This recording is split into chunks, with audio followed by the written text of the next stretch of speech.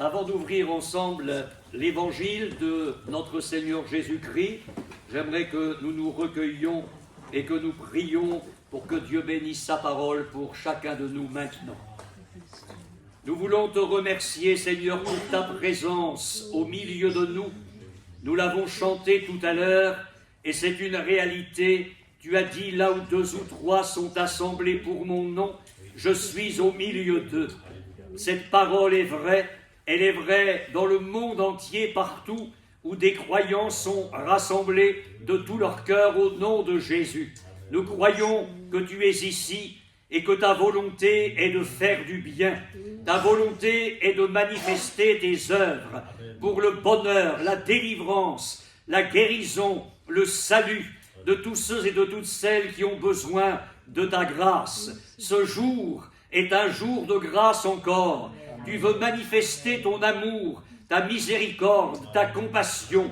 Tu nous aideras, Seigneur, à proclamer cet évangile. Tu aideras nos amis à l'écouter et à le recevoir. Je crois dans cette parole qui est comme un marteau qui brise le roc. Et tout ce qu'il y a d'opposé à ton amour dans nos vies, tu as le pouvoir de le briser. Seigneur, nous nous attendons à toi pour les plus grandes choses. Que ton nom soit glorifié. Amen. Amen. Voilà, je ne vous cache pas que cet après-midi, j'aimerais vous prêcher l'Évangile comme si j'allais vous le prêcher pour la dernière fois. Je peux mourir ce soir. Je ne sais pas, vous souriez, ça a l'air de vous faire plaisir. En tout cas, c'est une réalité. C'est possible.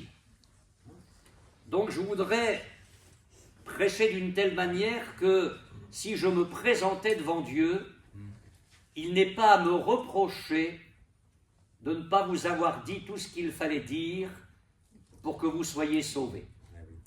Mais, j'aimerais vous prêcher l'Évangile comme si vous alliez l'entendre pour la dernière fois. Parce que je vous souhaite le meilleur, mais vous ne savez pas ce qu'un jour peut enfanter. Aucun de nous ce soir ne peut dire s'il sera vivant. Et vous ne pourrez pas, je le souhaite, dire « je me retrouve du mauvais côté, je suis perdu parce que ce pasteur n'a pas su me dire les choses qu'il fallait me dire pour que je sois sauvé. » Et c'est dans cet esprit-là que nous allons ouvrir la parole de Dieu cet après-midi. Je vous propose de lire dans l'évangile de Jean, au chapitre 5, verset 1er. Évangile de Jean, chapitre 5, verset 1er.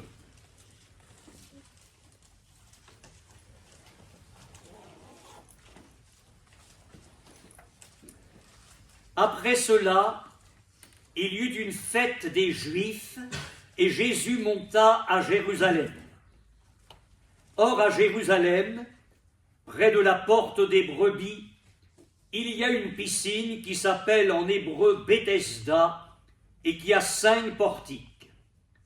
Sous ces portiques étaient couchés en grand nombre des malades, des aveugles, des boiteux, des paralytiques qui attendaient le mouvement de l'eau. Le verset suivant est un peu mystérieux. Il semblerait correspondre à une croyance du lieu de l'époque. Car un ange descendait de temps en temps dans la piscine et agitait l'eau. Et celui qui descendait le premier après que l'eau avait été agitée était guéri quelle que fût sa maladie. Là se trouvait un homme malade depuis 38 ans. Jésus, l'ayant vu couché, et sachant qu'il était malade depuis longtemps, lui dit « Veux-tu être guéri ?» Et ce malade va lui faire une réponse très 21e siècle. Le malade lui répondit « Seigneur, je n'ai personne. Je n'ai personne pour me jeter dans la piscine quand l'eau est agitée, et pendant que j'y vais, un autre descend avant moi. Lève-toi, lui dit Jésus, prends ton lit et marche. Aussitôt, cet homme fut guéri, il prit son lit et marcha. Amen. Amen. Le mot Amen, ça veut dire en vérité. Nous croyons cela. L'évangile est un évangile de merveille, de grâce, de joie. C'est magnifique de lire cela parce que c'est la vérité de Dieu. J'aimerais vous dire d'emblée que la vraie démarche vers le Christ, c'est une démarche du cœur. Il n'est pas question d'une adhésion intellectuelle à l'Évangile. Je vais me tourner vers l'Évangile parce que, en faisant des comparaisons intellectuelles, je m'aperçois que c'est mieux par rapport à d'autres courants. Non, c'est une attitude de cœur, c'est une démarche de cœur. L'ouverture de notre vie à l'Évangile est l'ouverture du cœur. Un jour, des apôtres prêchaient à un groupe de personnes en un certain lieu, et à un moment donné, il y a eu une action de Dieu dans la vie d'une femme. Il est dit que pendant que ce prédicateur annonçait l'Évangile, le Seigneur a ouvert le cœur de cette femme pour qu'elle soit attentive à ce que disait l'apôtre du Christ. Et le résultat, c'est qu'elle s'est convertie au Seigneur et qu'elle a été baptisée. Je souhaiterais tellement que vous vous laissiez faire cet après-midi et que le Seigneur parvienne à ouvrir votre cœur pour que vous soyez attentifs, que vous vous attachiez à ce que vous allez entendre.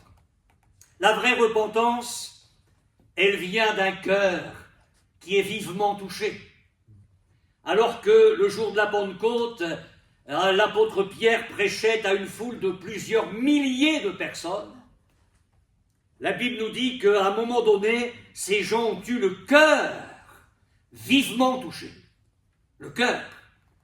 Et ils ont dit à l'apôtre Pierre, mais qu'est-ce qu'il faut faire pour être sauvé? Et Pierre leur a dit, repentez-vous, et que chacun de vous soit baptisé au nom de Jésus-Christ pour le pardon de vos péchés. Et ce jour-là, 3000 personnes se sont fait baptiser.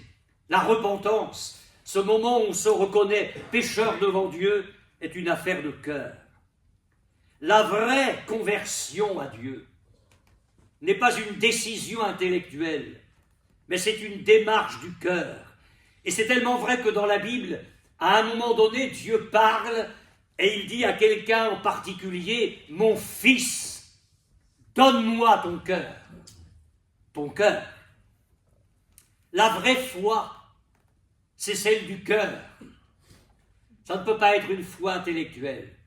La Bible dit, si tu confesses de ta bouche que Jésus est le Seigneur, et si tu crois dans ton cœur que Dieu l'a ressuscité des morts, tu seras sauvé.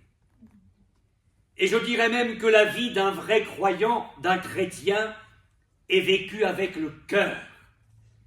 Jésus a rappelé le plus grand commandement dans la Bible, tu aimeras le Seigneur ton Dieu de tout ton cœur, de toute ton âme, de toute ta force et de toute ta pensée. Cela étant bien posé, j'aimerais vous dire cependant que cette démarche du cœur passe par notre volonté. Et c'est vers cela que j'attire votre attention cet après-midi. La volonté et le cœur, ce ne sont pas deux pensées ici qui sont contradictoires, mais elles sont complémentaires. Et je voudrais vous dire que la volonté, votre volonté, va même être déterminante dans l'attitude de votre cœur. La volonté précède la démarche du cœur. La volonté va révéler le véritable état, la véritable nature du cœur. C'est tellement vrai que s'il n'y avait pas le rôle primordial de notre volonté dans la démarche vers Jésus, tous seraient chrétiens. S'il n'y avait pas l'intervention de votre volonté, si Dieu ne vous demandait pas votre avis, vous pensez bien qu'il y a longtemps que vous seriez chrétien. Le monde entier serait chrétien. Mais il y a notre volonté. C'est formidable et c'est dramatique à la fois. Dieu nous a créés avec une volonté. Nous ne sommes pas des marionnettes entre les mains de Dieu. Nous sommes libres de nos choix. Nous pouvons nous-mêmes décider. Et c'est pourquoi, et ça va être mon message très simple cet après-midi, c'est pourquoi Jésus s'adresse à votre volonté. J'ai considéré quelques récits de l'Évangile et je m'aperçois que Jésus va se placer sur ce terrain-là avec des gens, sur le terrain de leur volonté, et ça va mettre en lumière ce qu'il y a en eux. Et c'est très intéressant. Avez-vous remarqué ce qui se passe dans le texte que nous avons lu ensemble il y a quelques minutes? Jésus est dans la ville de Jérusalem, dans un certain quartier où il y a une piscine. Il y a là tout un cortège de misère, des boiteux, des paralytiques, des gens atteints de divers maux et handicaps physiques. Et il y a là un homme malade depuis 38 ans. Vous imaginez ça? C'est la moitié de ma vie. Malade depuis 38 ans. Essayez d'imaginer ça. Donc un homme qui est paralysé, qui ne peut pas se mouvoir, imaginez ce qu'a été sa vie. Et alors là, le Seigneur Jésus l'aborde et il lui dit « Veux-tu être guéri ?» Vous allez me dire, mais alors, qu'est-ce qui se passe dans la tête, dans le cœur de Jésus pour poser une telle question? Jésus sait ce qu'il fait, il ne commet aucune erreur, Jésus sait ce qu'il dit. Parce que, amenant cet homme sur le terrain de sa volonté, en fait, il va mettre en lumière une volonté qui est morte. Cet homme n'attend plus rien. Sa volonté est détruite par la vie. Elle est détruite par la souffrance. Elle est détruite par les dizaines d'années d'infirmité et de handicap. Cet homme n'attend plus rien de la vie. Il n'a même plus la force de vouloir. Et quand Jésus lui dit « Veux-tu être guéri ?» Nous, on s'attendrait, si on avait écrit l'Évangile, on s'attendrait à cette réponse. Mais quelle question, Seigneur? Mais après 38 ans, bien sûr que je veux être guéri. Mais non, il ne veut rien. Sa volonté est morte. Il n'attend plus rien. Alors écoutez la réponse de cet homme. Je n'ai personne. Tu me demandes si je veux? Eh bien moi je te réponds, je n'attends plus rien, ni de la vie, ni des circonstances, ni des amis, ni de la famille, ni de quelqu'un qui pourrait avoir compassion de moi. Je n'ai personne, ma volonté elle est morte, ça veut dire que ma vie c'est fini. Eh bien quand notre volonté est morte, quand on en a tellement vécu, alors qu'on a tellement souffert, alors que la situation dans laquelle on se trouve est tellement désespérée, alors que Jésus met en lumière justement cette volonté qui est morte, lui, il se révèle comme le Christ, plein de compassion, de grâce, d'amour, le Christ tout-puissant. Et alors que cet homme dit à Jésus « Je n'ai personne », Jésus va lui révéler que oui, il a quelqu'un. Quelqu'un qui passe devant lui ce jour-là. Quelqu'un qui n'est pas seulement un homme, quelqu'un qui vient du ciel, qui a pris une forme humaine, qui est le Fils de Dieu, le Sauveur de l'humanité. Jésus arrive devant cet homme avec sa grâce. Jésus arrive devant cet homme avec sa toute-puissance. « Lève-toi, lui dit Jésus, prends ton lit et marche. »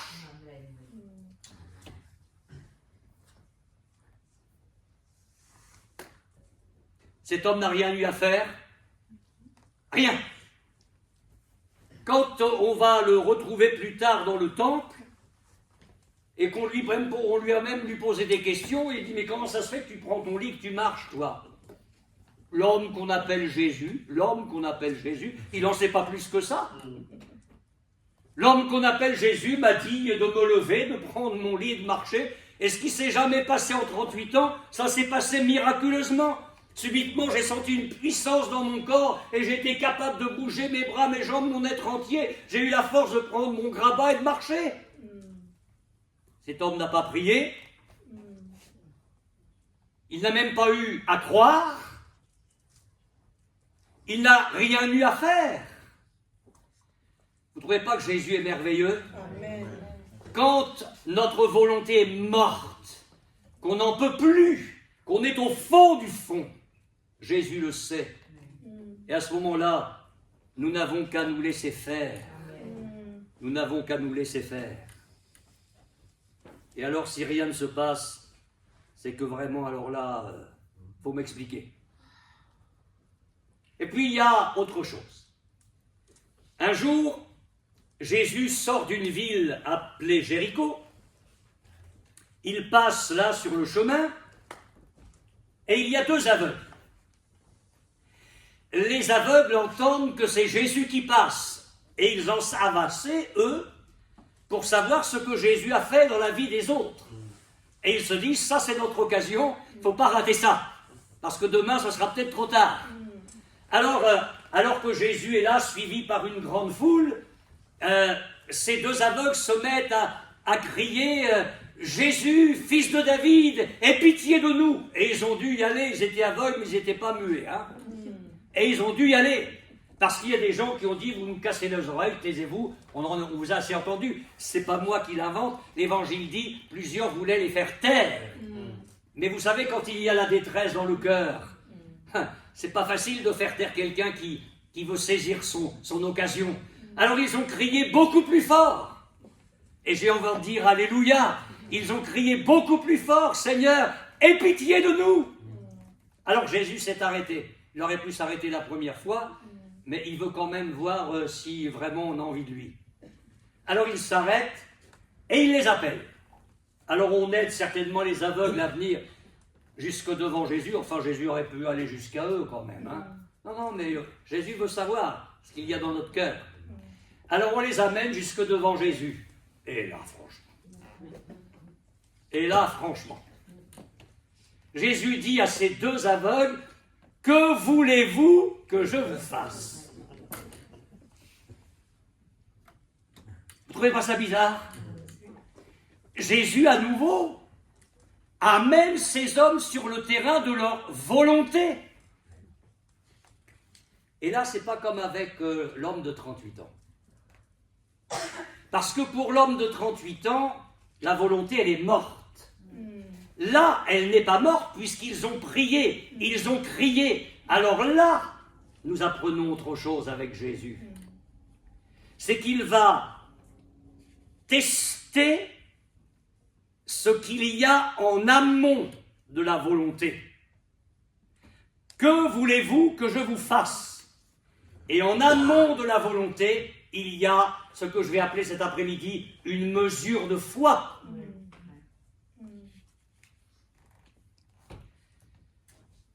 Quand on était petit, nous n'étions pas grands.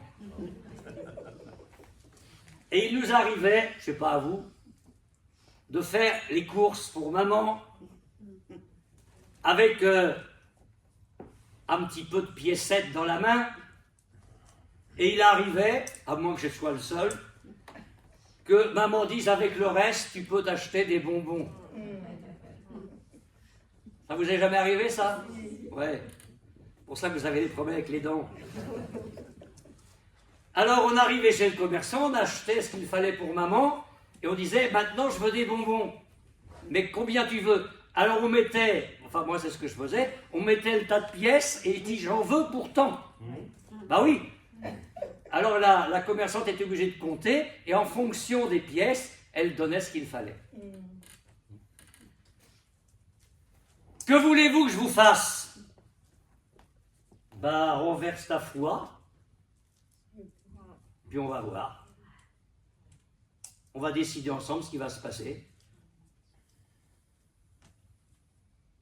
Que voulez-vous que je vous fasse? Bah, Seigneur, on est aveugle. Si j'avais, allez, 4/10 dans chaque œil, ce serait bien.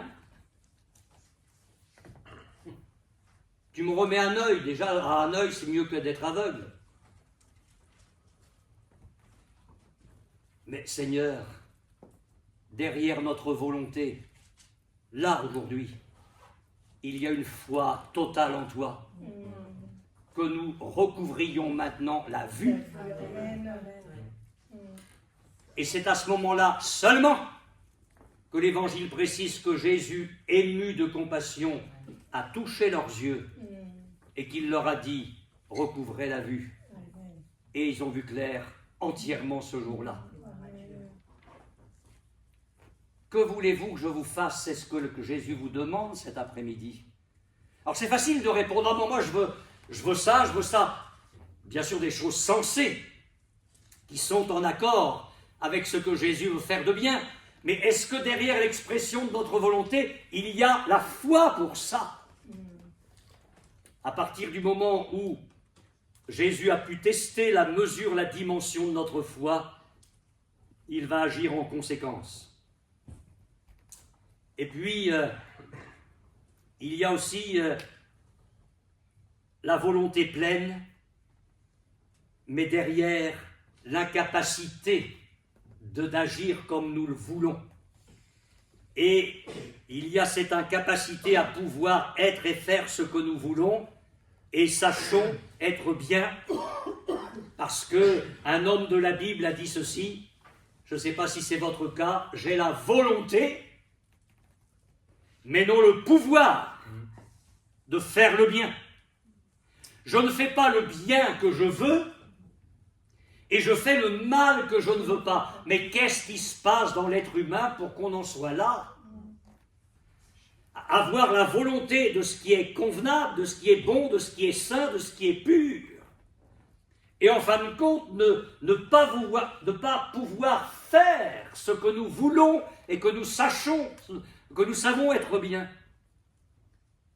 Eh bien, quand nous en sommes là et que nous prenons conscience que la volonté est bonne, mais qu'il n'y a rien derrière pour que les choses changent, Jésus apparaît comme celui qui transforme les vies. Amen.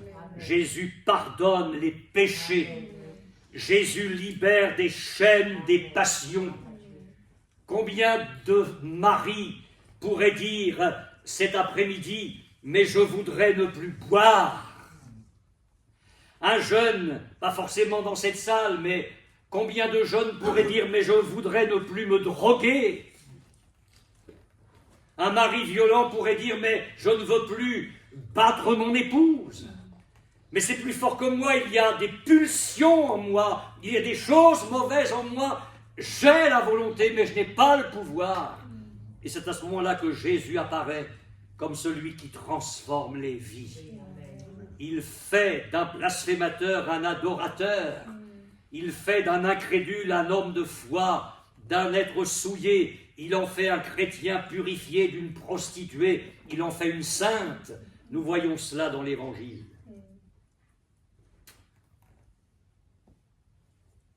Mais le voulons-nous? Je crois que non pour certains jusqu'ici. Ici. Et c'est pour ça que j'aimerais vous parler comme si c'était la dernière fois. À un moment donné, Jésus a surplombé Jérusalem et il s'est projeté quelques années en avant et il a pleuré. Autour de lui, il y avait une foule en liesse. Il était sur le dos d'un âne et vous vous seriez approché de l'âne. Vous auriez dit, c'est étrange, la foule est en train elle est exubérante. Et lui, il est tout seul sur l'âne et il pleure. Jérusalem, Jérusalem, jeune de mon ville, combien de fois ai-je voulu vous rassembler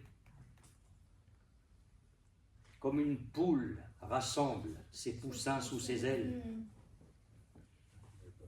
et vous ne l'avez pas voulu. Et j'étais frappé dans ce texte, tellement simple. Jésus dit, combien de fois ai-je voulu, mais vous ne l'avez pas voulu. Jésus a exprimé sa volonté, celle de Dieu. J'y reviens dans quelques secondes. Mais quelle image que cette poule qui blottisse ses petits poussins sous ses ailes. Une image qui nous parle de protection, de douceur, de sécurité, de repos. Vous n'avez jamais vu ça quand vous étiez plus petit? Enfin, moi, je vais me souvenir de ça. Il y a peut-être que moi, cet après-midi, qui a vu tout ça, l'histoire des bonbons, ou la poule avec les poussins. Mais quelle image, ces petits poussins qui viennent se blottir sous les ailes de la poule. Enfin, Jésus savait prendre des images très simples pour nous parler. Mais qu'est-ce qu'on peut reprocher à Jésus pour ne pas venir à lui? Qu'est-ce qu'on attend? S'il voulait nous faire du mal, s'il nous demandait des choses catastrophiques, mais là il nous dit, mais viens à moi. Je voudrais prendre soin de ta vie. Comme une poule rassemble ses poussins sous ses ailes. Alors j'ai parlé de la volonté de Jésus qui s'exprime ici. C'est la volonté divine, sa volonté pour ta vie. Jésus veut te protéger, Jésus veut ta sécurité, Jésus veut ton repos, Jésus veut te communiquer sa douceur, sa grâce. Et en parlant des habitants de Jérusalem, il dit, mais vous ne l'avez pas voulu. Jésus offre toute cette grâce-là à ceux qui veulent le laisser agir dans leur vie. Mais dans les paroles de Jésus, on se rend bien compte qu'il y avait un affrontement entre la volonté de Jésus et la volonté de ces gens-là. J'ai voulu vous faire du bien, mais vous ne l'avez pas voulu. En s'adressant à certaines personnes religieuses de son temps, Jésus disait, mais vous sondez les Écritures. Entendez par là la Bible de l'époque, il en manquait encore un morceau parce que le Nouveau Testament n'avait pas été écrit encore. Mais ces gens-là lisaient la Bible, ils l'étudiaient.